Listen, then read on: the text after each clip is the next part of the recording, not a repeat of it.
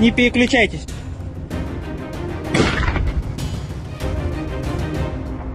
Пойдем проверим.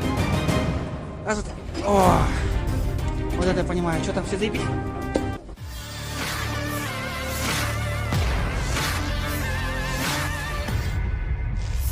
Sebuah rekaman ramai dibicarakan warganet di media sosial Telegram pada Selasa 10 Desember 2024. Dalam rekaman tersebut menunjukkan momen menegangkan saat tentara Rusia melakukan perburuan pada personel militer Ukraina.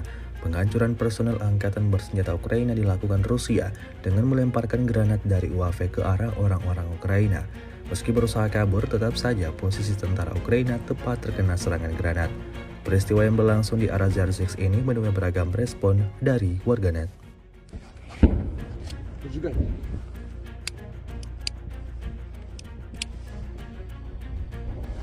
Поджигай нормально. Не переключайтесь.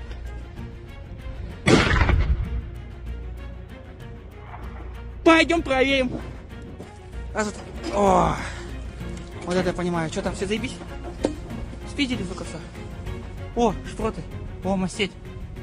О, 3 долбоеба. Download Tribun X sekarang, menghadirkan lokal menjadi Indonesia.